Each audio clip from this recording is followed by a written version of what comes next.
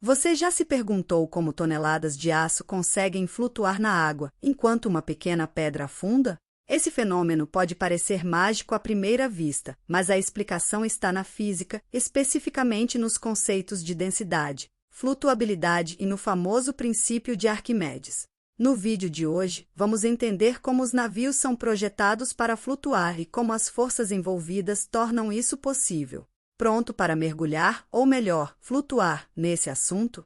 Vamos lá! Antes de falarmos diretamente sobre os navios, é importante entender o conceito de densidade. A densidade é basicamente a relação entre a massa de um objeto e o volume que ele ocupa. Em termos simples, objetos com alta densidade afundam, enquanto objetos com densidade menor que a da água flutuam. Imagine, por exemplo, uma bola de metal.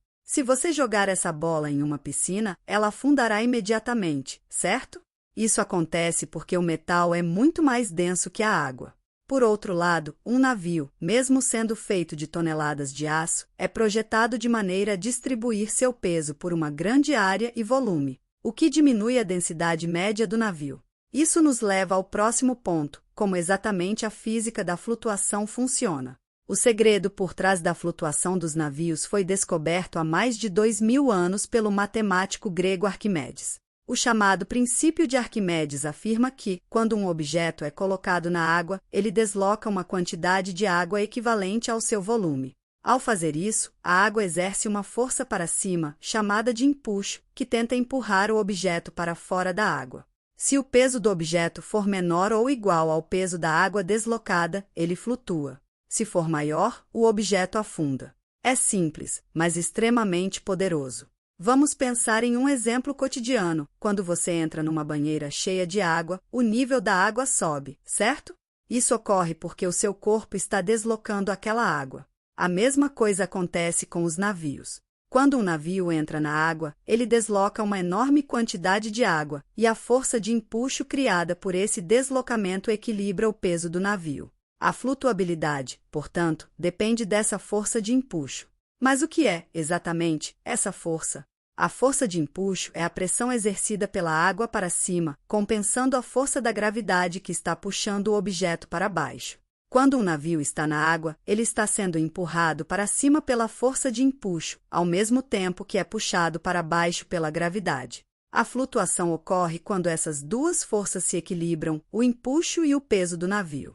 Se o empuxo for maior, o navio subirá um pouco até que o equilíbrio seja restaurado. Se o empuxo for menor, o navio afunda. O design dos navios é feito exatamente para maximizar esse empuxo.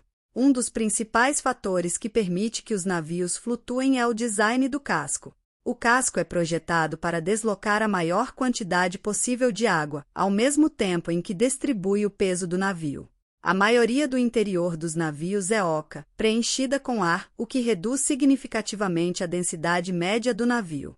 Isso significa que, mesmo que o material de construção, como o aço, seja muito denso, o volume total do navio acaba sendo muito maior em relação à sua massa.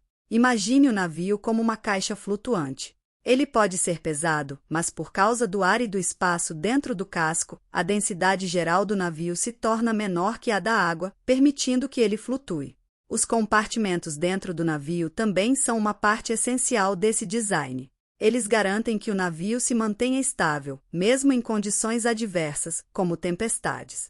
Se um compartimento se enche de água por algum motivo, outros compartimentos podem continuar cheios de ar, mantendo o navio à tona. Essa é uma das razões pelas quais a engenharia naval evoluiu tanto ao longo dos séculos. No entanto, a flutuação de um navio pode ser afetada pela carga que ele transporta. Quanto mais peso o navio carrega, mais água ele precisará deslocar para manter a flutuabilidade. É por isso que os navios têm uma linha de carga pintada no casco, conhecida como linha de Plimsoll.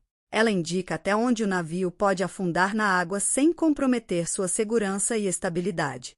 Se o navio for sobrecarregado, ele deslocará mais água do que pode suportar e acabará afundando. Por isso, há uma rigorosa regulação do peso que cada tipo de embarcação pode transportar. Mesmo com o design cuidadoso e os sistemas de segurança modernos, os navios podem afundar se sofrerem danos significativos. Um exemplo famoso é o Titanic, que afundou em 1912 após colidir com um iceberg. O impacto rompeu o casco e permitiu que a água inundasse vários compartimentos. Quando o navio perdeu sua capacidade de deslocar água suficiente para equilibrar o peso, ele afundou.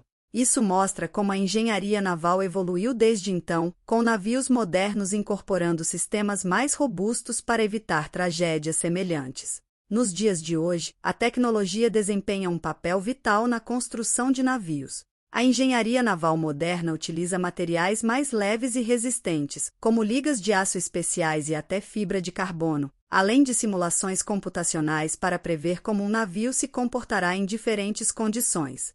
Isso permite que os engenheiros projetem embarcações que são não apenas mais seguras, mas também mais eficientes em termos de consumo de combustível e impacto ambiental. Os navios flutuam porque são projetados para deslocar uma quantidade de água suficiente para gerar uma força de empuxo que equilibre seu peso. O design dos cascos, a escolha de materiais e a utilização da física por trás do princípio de Arquimedes permitem que essas gigantes estruturas, que transportam mercadorias e pessoas ao redor do mundo, fiquem à tona.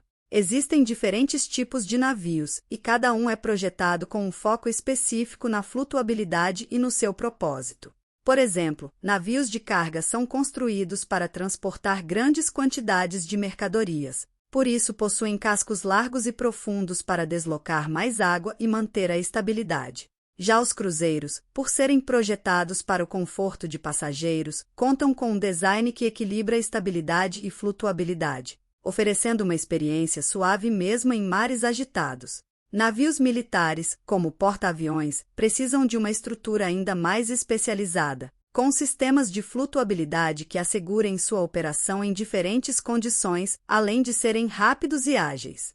Outro aspecto interessante é como a flutuabilidade pode ser afetada por diferentes tipos de água, como a diferença entre a água doce e a água salgada. A água salgada é mais densa do que a água doce, o que significa que os navios flutuam mais facilmente no mar do que em lagos ou rios. Por isso, o nível da linha de carga nos navios precisa levar em conta se ele está navegando em água salgada ou doce.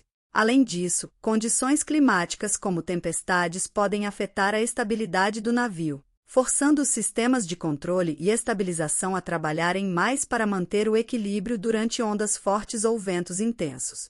Da próxima vez que você vir um navio no mar, lembre-se do incrível equilíbrio entre densidade, empuxo e engenharia que o mantém flutuando. A ciência, afinal, está por trás de cada uma dessas maravilhas que cruzam os oceanos diariamente.